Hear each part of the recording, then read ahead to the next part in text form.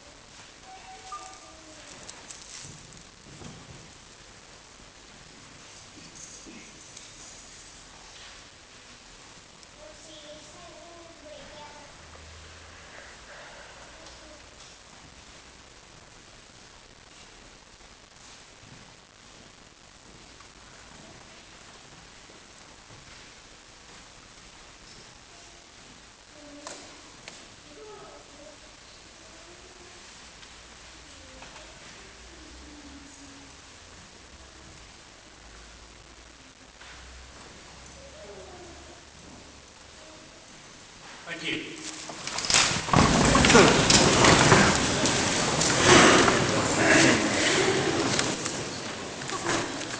Okay, the other thing I have to do, first of all, also is to ask whether any members of the Cabinet wish to declare any interests. No declarations of interest, thanks for that. I also need to ask if you're agreeable to be signing minutes from the last meeting. Is that agreed?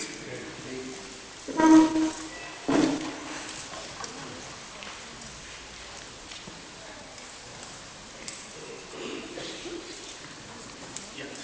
And finally, before we come to item 10, I'm going to suggest that item 15, which was recommendations from the approval board, which was in the exempt part of the agenda, be brought forward to part 1, because I don't believe, and I've had it confirmed from the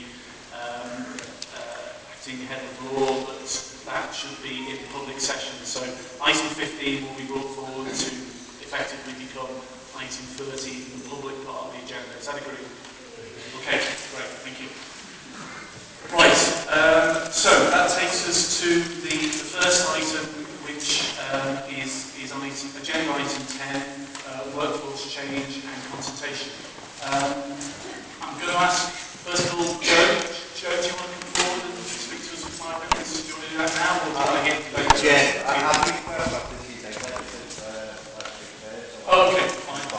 Yeah. Okay, so Chief Executive to introduce this report. Yes, Chair.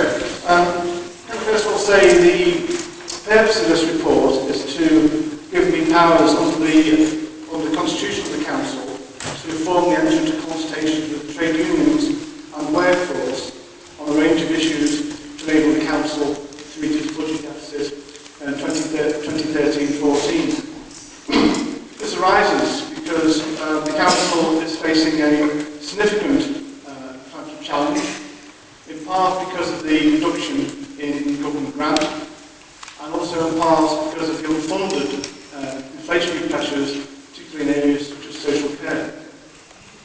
We estimate that we have a budget gap of somewhere over £100 million over the next 3 years, and in the next financial year, a budget gap of approaching £39 million. The Council has responsibility to set a legal and balanced budget. Therefore, I'll be putting forward options tomorrow morning, and I stress these are options. There is no decisions being made, options to try and find savings to meet those figures. I'll be putting forward options that actually amount to approximately £49 million. The reason I'm doing that is to give members of the public, community associations, residents and staff, and finally the members who will make the decision, a range of options to choose from. Members may decide to take all of one option or part of one option, but certainly they will be taking options options I understand of £39 million, that's the scale of the budget gap. There would be a range of options, so I would make it very clear to people in this room, to members, that the options will be in excess of those required, but therefore will give you a range of choices. The Council has a legal obligation, and the all employees do, to consult the workforce on business and service changes that may affect the workforce. Therefore, I need to enter into formal consultations with the trade unions about these matters, as clearly, when you look at the cuts of these scales, there's bound to be an impact upon the workforce. The report sets out a number of areas where we are wishing to consult with the workforce. Firstly, it is my view, and the view based on the initial consultation exercise we carried out, that the Council needs to focus its reductions on services that will not have a direct impact upon the most vulnerable in our community. And therefore I will bring forward proposals to reduce the number of managers and particularly management costs to allow those resources to be diverted to tech frontline services. So there will be a reduction in management proposed, and I need to consult the unions about that.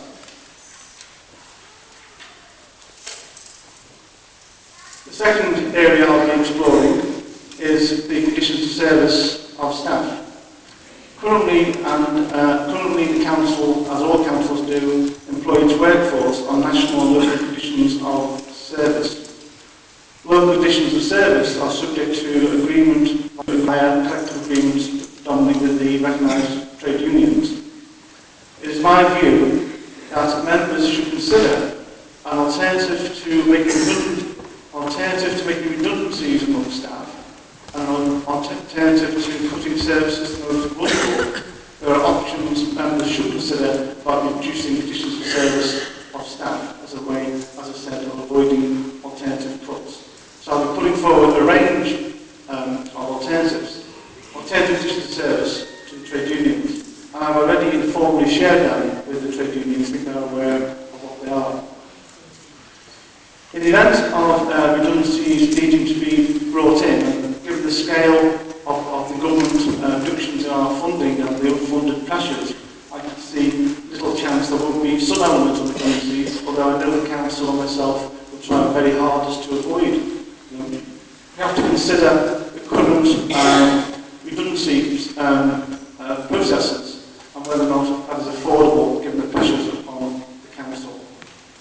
In relation to many councils, the current redundancy provision in this council is generous compared to other councils in the country and in the immediate area. Therefore, I have to put forward council as an option again, or once again as an option, changes to the redundancy policy. And ask members, while we're considering and consulting with the trade unions on those changes to redundancy policy, we accept no further applications for redundancy. The problem with the current redundancy policy is it actually increases the cost to the council significantly. Therefore, in order to pay the redundancies, you have to actually make more people redundant. As an officer, I think that is a very difficult situation to face, and members will consider options before them. Also, in relation to job valuation, we intend to bring forward the final stage of the job valuation process in the next months. One of the issues around that is, and massive costs engaged in job valuation, is the level of protection offered to staff. Currently we offer a 3-year protection to staff affected by job valuation. Again, most authorities in this area are actually don't offer that level of protection, and the level of protection obviously increases the cost to the council, and then once again the council will be forced to make additional cuts and additional redundancies to meet the costs of pay protection. Therefore, one of the options I'll be discussing with the trade unions is reducing the amount of pay protection and job valuation down to the normal 1 year. But also, as you may imagine, when you bring forward budget reductions in the region of £39 million, there will be an impact upon council services. Council services clearly are provided by members of council staff. If the options that I'm proposing, or other options they may put forward with themselves. That may well mean that the staff operating in those areas would also be subject to redundancies. Therefore, I need to discuss with the trade unions the implications of the budget options I'm releasing tomorrow in terms of their employment. What I would say is the leader of the council has asked me to ensure that full consultation takes place both with trade unions, all members of staff, and with all our community and organisations in this borough. Only when he is satisfied with the consultation that has been taking place will he and the members of the council make a decision from amongst those options.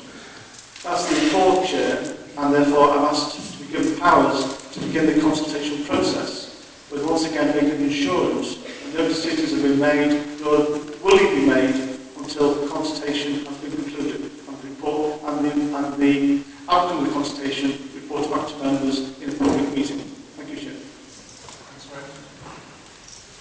Okay, do you want to address the panel?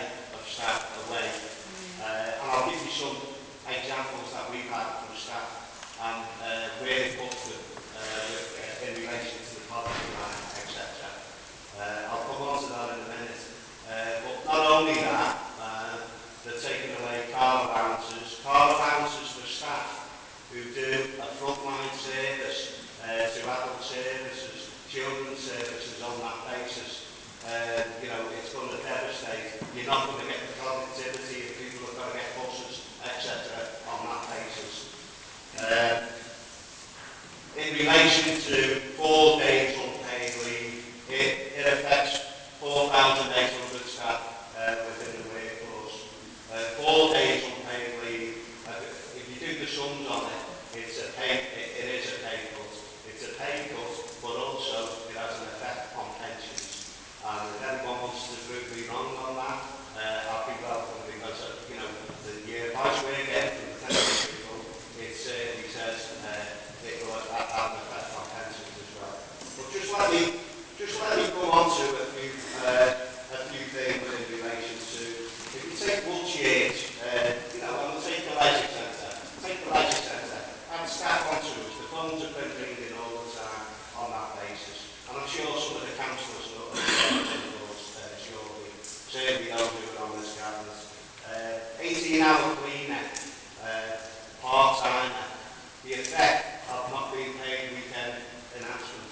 for a job that they do as part of their contract.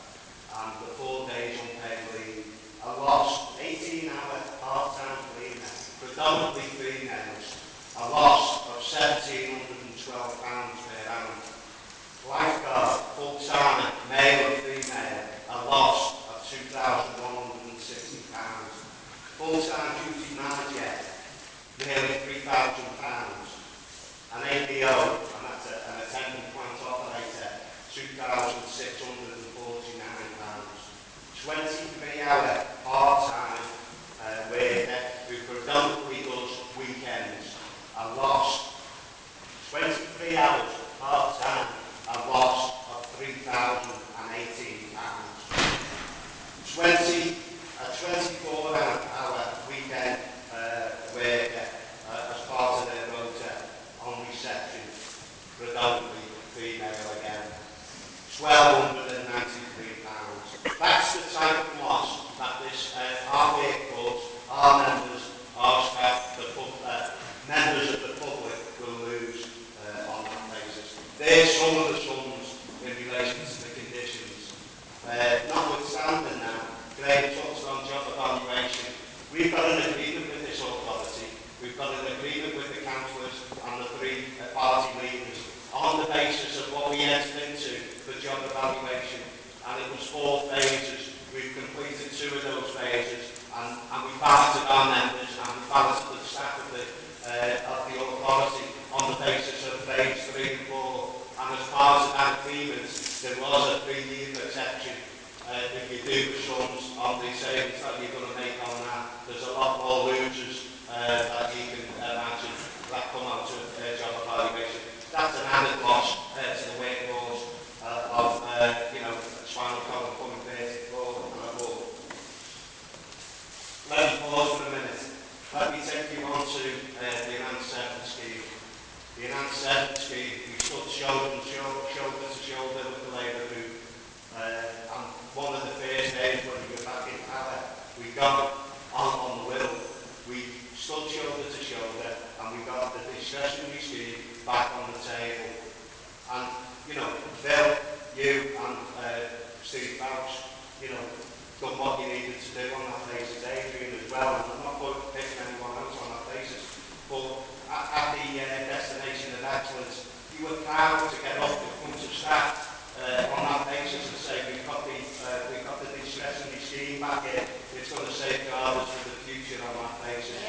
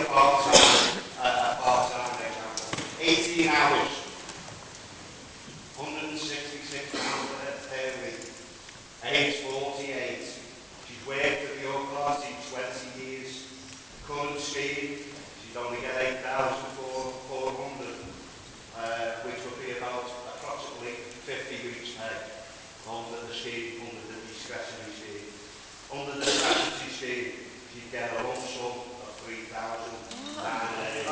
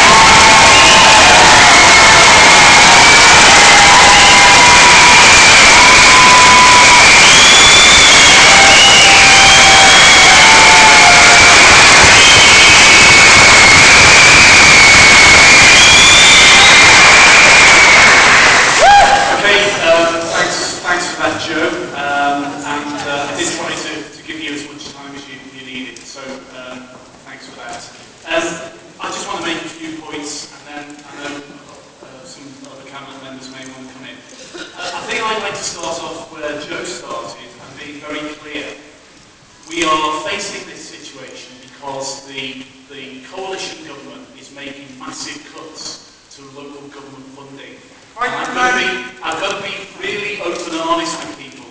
That I disagree totally with what's going on nationally, the austerity policy. Completely disagree with it.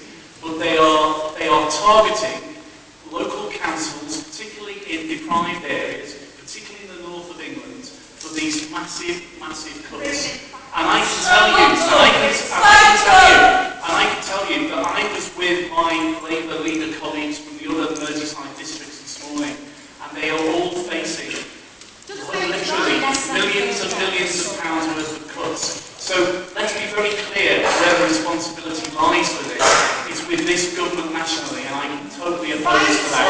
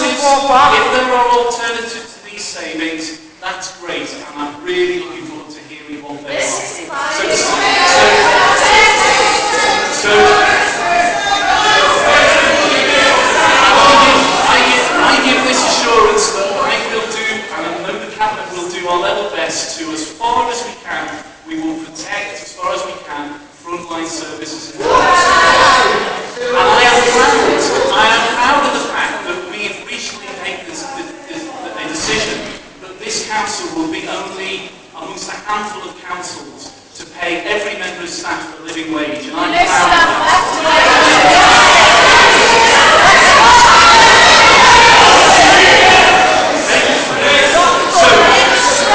So to summarise, we're not making any decisions tonight. We're asking the Commission to consult, to sit down with you and talk. Let's talk about what the alternatives are. But what we can't do is do nothing.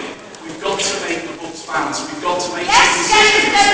So I look forward to hearing the alternative suggestions about how we're going to do this. But if we don't sit down and talk, we won't make any progress. So I'll make members. Councillor Adrian Jones.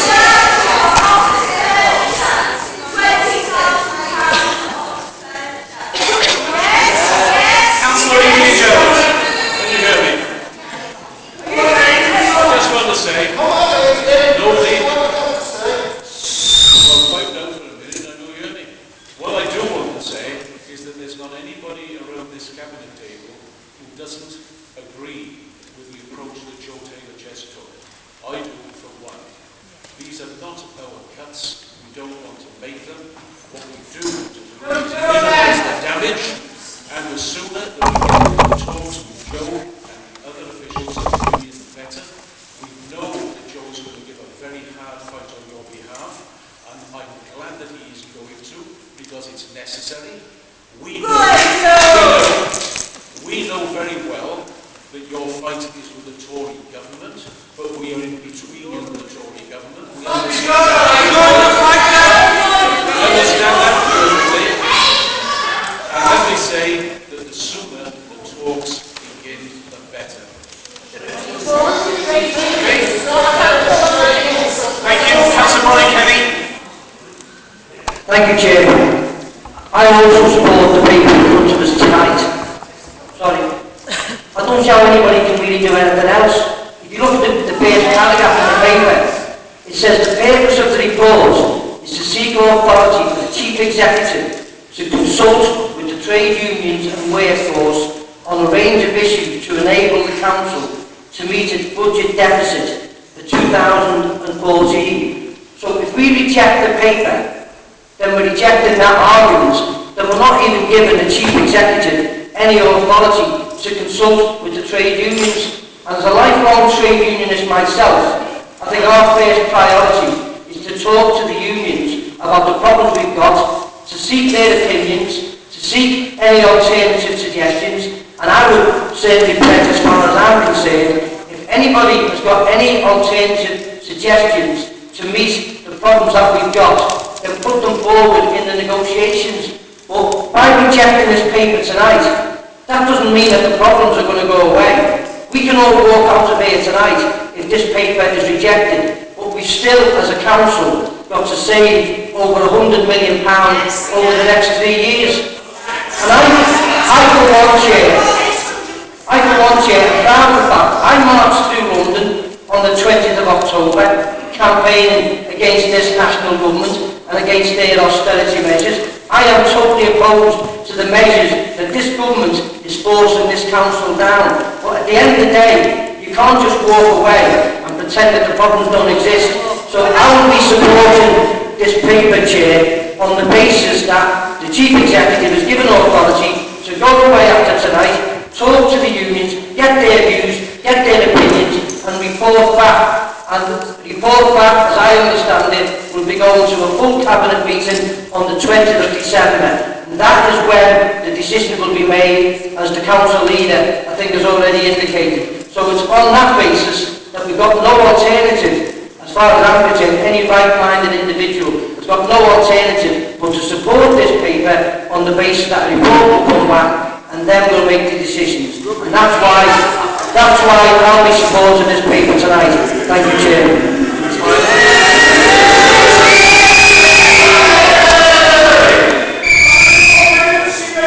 Okay, I'm just going to move a very minor amendment to one of the items in the recommendation, Councillor. 12.1A, point number 4, should read potential impact on staff of the other budget options, including redundancy. and B should read immediately suspend applications to the council's existing employee enhanced voluntary severance scheme. So that's a slight amendment to the printed resolution. Shirley's distribution copy. Is that seconded? Okay, I'm going to ask Councillor if we will can agree to those recommendations. Is that agreed?